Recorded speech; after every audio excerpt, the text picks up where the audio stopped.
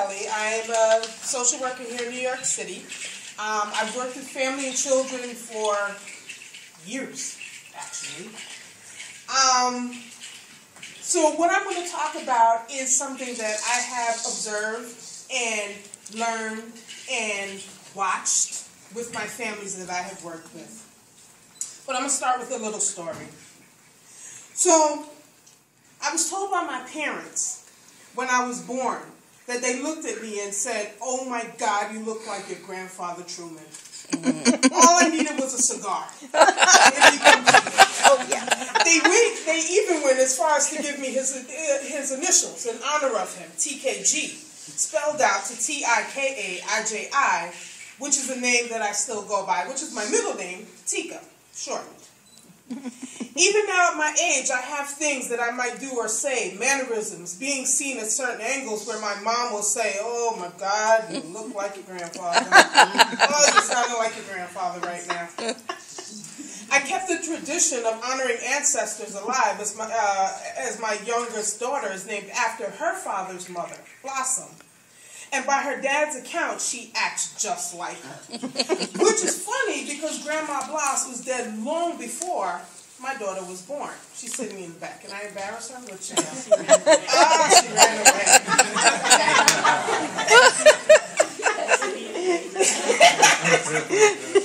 In most indigenous cultures, ancestors play a very big role. Oftentimes, a child is named after an ancestor or a living family member. It's a sign of respect, of gratitude, of love for that ancestor or that living person.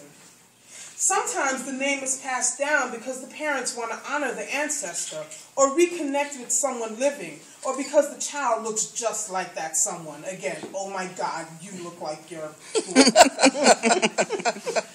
Later, nicknames might come about because that child acts just like that someone. But what happens when the ghost of the ancestor gets in the way of the parent-child relationship and takes over? Is honoring your ancestors by placing their name and attributes on a child a good thing or a bad thing? We're going to talk about that. We're going to call the spirit of the ancestors ghosts. The original concept of ghosts in the nursery was first spoken about by a theorist named Selma Freyberg. In her writing, she identifies the ghost as being thoughts, memories, and feelings that the parent might have for the relatives and situations, past and present. She also suggests that a ghost can manifest themselves based on vague representations of the parenting that they received during their childhood. All right, so what does that mean in simple words? Parents parent the way that they were parented. The ghost is an idea, tradition, and connection of a parent to their own childhood. This includes resolved and unresolved issues and relationships.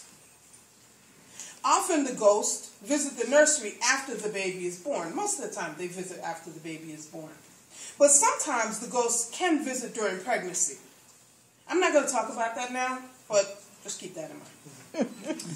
Most of the time, these ghosts remain in the background and do not interfere with the bonding and attachment of parent to child, but offer guidance and comfort to the new parents.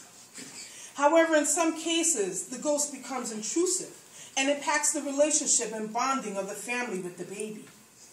When this happens, the parent transfers their thoughts, feelings, and expectations of the ghost, which oftentimes is an unresolved relationship the parent has had with the person, onto the child. The baby and the ghost merge into one. Sometimes you will hear a parent say, "You are acting just like your father." "You're acting like your mother." "Oh my God, you're talking like my mother. Please stop talking to me," right? This is a clear indication that in that moment, the ghost has entered the relationship and the focus has now shifted from the child to the ghost. Unless the parent is conscious of the shift, the preceding interactions will be with the ghost and not with the child at all. Children who are emotional mirrors and whose main thrust is to please their parents realize, learn, and act out the expected roles of the ghost, thus fulfilling the prophecy that the parent has laid out. "You're bad. Oh my God, you're just like your father. You're a pain in the butt. So that's what they do. They act like their father or their mother or whoever. This is really hard on the child. The parent does not get to know the child for who they are, but only talks to and responds to the ghost, who is not real. This leads to malfunctioning relationships between parent and child, which results in many miscues, misunderstandings, and miscommunications between the parent and the child. As the child gets older, if the parents are not aware of the ghost in the nursery and have not made peace with them or sent them on their way, new ghosts can appear. One of the main ghosts is called parentification. This happens when a child becomes the ghost of an absent partner or grandparent and is unconsciously expected to give support, guidance, and gratification to the parent. Of many subdomains of parentification, I'm only going to talk about two. The first is the little husband, and the other is the little wife or mother. Yes. We will start with the little husband. Yes. He is the son of a single mother who takes on a man's role in the house. The ghost of the father merges with the child. The child is expected, albeit unconscious, to protect and provide for the mother, to put the mother first and to satisfy the mother's needs. The relationship is sexualized with physical and sexual lines blurred. Mom gives intrusive physical attention, such as overbearing hugs and kisses, and might even walk around scantily clad and sleep in the same bed with the child. I gave birth to him. He doesn't care, right? He's used to it. Although the show of affection rarely leads to sexual abuse, it leaves the son very confused. There has never been a formal study that I know of between the little husband syndrome and sexual abuse. And let me add also that there has been no formal study about this syndrome, period. Little husband. Okay? It's something that we know in the hood. We see it all the time. Okay. The son in all aspects becomes the husband and is treated accordingly. This poses an issue for the child when the woman enters a stable relationship, as it leaves the child mourning the breakup of the relationship between him and his mother. Yes. But he doesn't understand his feelings and will often rebel and act out, lashing out at the mother and her new partner. We've heard this story many times. I've worked with kids. I hear it all the time. The second subdomain is the little wife or mother.